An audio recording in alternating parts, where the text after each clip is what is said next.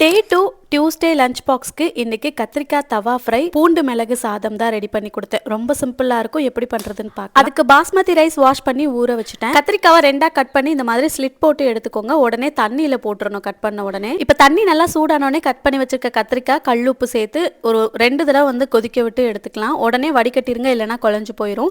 இப்ப குழம்பு மிளகாத்தூள், தனி மிளகாத்தூள், மஞ்சள் தூள், ஜீரகத்தூள், மிளகுத்தூள், உப்பு, அப்புறம் கொஞ்சம் கார்ன்ஃபிளவர் சேர்த்து எல்லாத்தையும் நல்லா மிக்ஸ் பண்ணிட்டு கட் பண்ணி வச்சிருக்க கத்திரிக்காய் இடுக்குல எல்லாம் நல்லா மசாலா அப்ளை பண்ணிட்டு இந்த மாதிரி தோசை தவால 2 பக்கமும் ஒரு 5 நிமிஷம் லோ ஃப்ளேம்ல ஃப்ரை பண்ணி எடுத்தோம் அப்படின்னா டேஸ்ட் சூப்பரா இருக்கும். அடுத்து பாஸ்மதி ரைஸ் வேக வச்சு எடுத்துட்டேன். இப்போ ஒரு மிக்ஸி ஜார்ல பாத்தீங்கன்னா ஒரு 10 பல் பூண்டு, 1 டீஸ்பூன் மிளகு, 1 டீஸ்பூன் ஜீரகம் சேர்த்து நல்லா கொரன்னு அரைச்சிக்கலாம். இதை நீங்க உரல்ல கூட தட்டி எடுத்துக்கலாம். இப்ப கடாயில தேவையான அளவு ஆயில் சேர்த்துட்டு கடுகு, கருவேப்பிலை, கடலைப்பருப்பு, முந்திரி பருப்பு, வரமிளகாய் காரத்துக்கு சேர்த்து நல்லா மிக்ஸ் பண்ணிக்கணும். வெங்காயம் கட் பண்ணி கூட சேர்த்துக்கலாம். நான் சேர்க்கல. கொரப்பா அரைச்சு வச்சிருக்க மிளகு, பூண்டு, அப்புறம் ரைஸ், கொத்தமல்லி எல்லாம் சேர்த்து ஃபைனலா மிக்ஸ் பண்ணி எடுத்தோம் அப்படின்னா டேஸ்ட் சூப்பரா இருக்கும். இது ரெண்டுக்கும் காம்பினேஷன் நல்லா இருக்கும். ட்ரை பண்ணி பாருங்க.